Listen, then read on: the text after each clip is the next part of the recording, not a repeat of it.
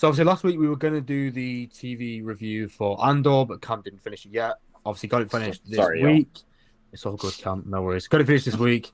So I'll basically pass it over to Cam to kick off because obviously me and Tyler haven't watched it. Cam and George have. Before Cam and George jump in, I just want to say I haven't seen a single episode of Andor, but I'm the strongest Andor defender on the planet because I love Rogue One, and I hate that people hate Andor for being more grounded and dark. And I know nothing about Andor. Well, I mean, okay, I know a decent amount about Andor. I just haven't seen any of it, but I'll defend it to its death. But yeah, I don't know anything that happened, but I'm still going to defend it hard, which is rare for me with Star Wars. So Cam, George, take it over.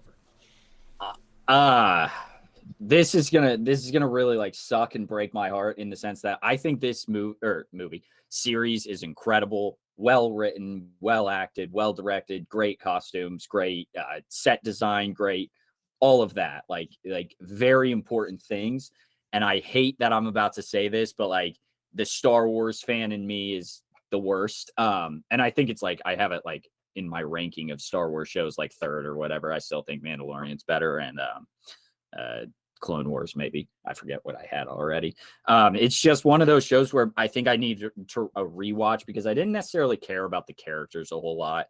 It's a slow burn of 12 episodes, so like not every episode is very captivating, but man, those episodes, what is it? 8 through 10, George, with Andy Serkis. This is going to be spoiler. I'm going to spoil things. So Tyler, like mute your mic if you don't, or mute your headset, and then I'll give you a thumbs up because I think you may want to watch it.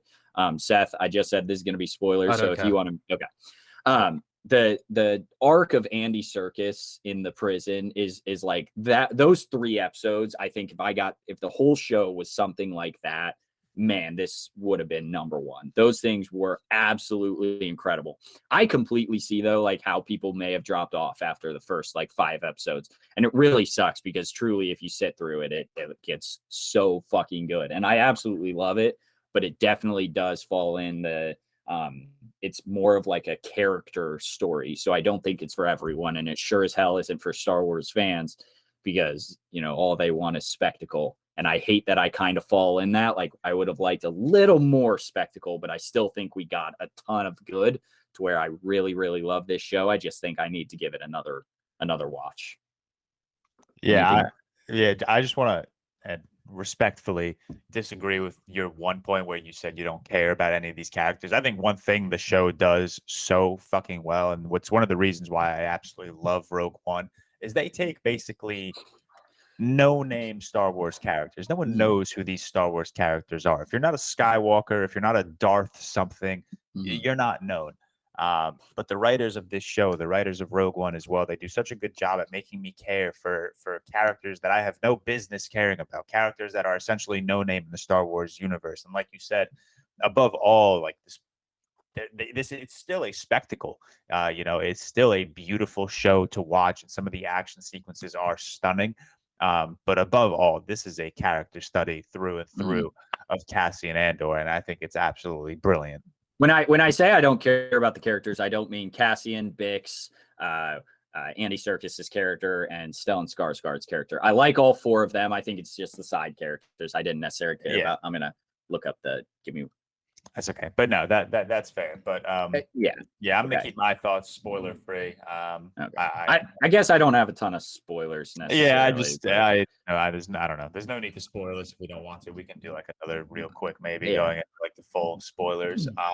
But yeah, I love, and I'll say this, I'm beating the dead horse out of it, saying it time and time again. I love how dirty Andor feels. It feels so raw and so real. We're seeing a side of the rebellion that we don't necessarily see. Even in A New Hope, the rebellion seems very clean.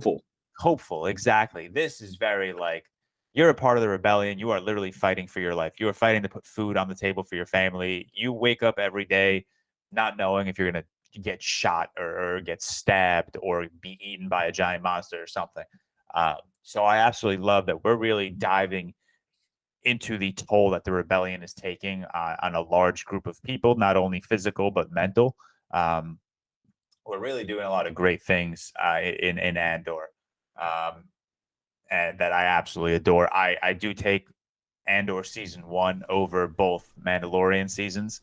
The only Star Wars show I have above Andor is the Clone Wars. And even so, I think the only season of the Clone Wars I would take over Andor is season 7. But I think when you that's why I don't have Clone Wars like as high, because I do think the first like 3 seasons aren't like maybe the first 4. Like that's where they're more like this is a kid show, and then like after 5 they're like it's a kid show, but young adults can enjoy like a lot of parts of this show. But that's what everyone. Clone Wars kind of like aged with the people. Like they assume that if you started watching Clone Wars in season 1, you were maybe a child, and then they aged up with you. Yeah, it's just like the new iCarly show. Like the new iCarly show is fully a young adult show because they're assuming everyone that watches the new iCarly show is the young people who watched the old show. But yeah, I have Andor obviously very highly rated. It ranks 2 on my Star Wars TV show rank, above The Mandalorian. And if you've obviously been talking to me for a while, you know how much I absolutely fucking love The Mandalorian. Oh, I thought you were about to say Visions, which is a crack take in my opinion, but we don't have to get into Have you seen Visions? Have you watched Visions? Yeah, I've watched Visions. I really enjoy Visions. I don't love it as I think you had it above Mandalorian. I did, yeah. I love Visions. Nuts, I think. Whatever. Vision. Does not matter. Besides the point, back to Andor. There are a couple things like I did say, you know, maybe a little bit more spectacle. I don't mean lightsabers. I don't want lightsabers in this show. So stop it if you think you're on my side with that. But like there are really good moments like with TIE fighter fights where just God damn it. I think I've said this before, but a TIE fighter sound to me is just as awesome as like a lightsaber igniting sound. And that's one thing like I don't love the original trilogy or the prequel, or sorry, wait. I love the original trilogy. I don't love the prequels. Don't hold that chat. Yeah, I know, right? But like, God damn it, they're so good at making this sound design, like the clanking of the fucking droids, battle droids, and the droid decays, and the X-wings flying and the TIE fighters flying. All these different sound designs insane, and I love that in this. You get a really good like dogfight that lasts about 3 minutes of Stellan Skarsgård's character in episode 11. You get a nice like dogfight of the in like episode 6 or something, or maybe 5. I don't remember exactly. With like X-wings, and that's great and all. I just kind of wish, you know, for my entertainment value, I wish there was a little bit more.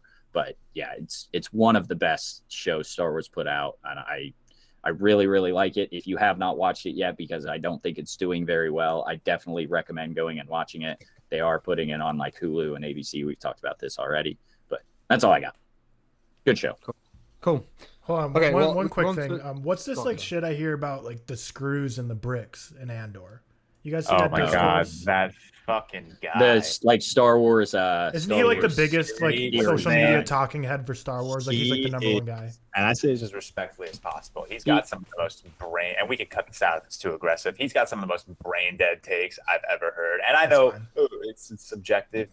If you're picking apart a Star Wars show because I think that's his brand, screws and bricks, you're absolutely out of your mind. There were so many funny replies to that video where it's like, this guy probably is freaking out because fireworks are canon in the Star Wars universe, or because like microwaves are canon in the Star Wars universe. It's like, well, fuck you. Yeah, I think that's his brand though, is like nitpicking, and everyone knows if you're a hater, you get more clicks than if you love something. The one exception being like fucking Soups or something. You know, if you don't. It's either you have to hate it entirely or love it to all time. But if you're in the middle, you won't get as many clicks. And I think that's kind of his thing. Makes sense. But yeah, I must say, like, which we all can empathize with because we're all social media people that like are on social media every day posting.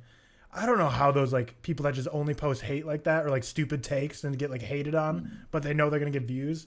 I don't know how they do it for their mental health, man. Like that's just whenever I get a hate comment, I'm like, I don't show it, but I reply to a lot of them because they annoy me. You know, if I got like Soup's level of hate all the time, I don't know how I deal with it. It's crazy. It's quite impressive, really, to be honest.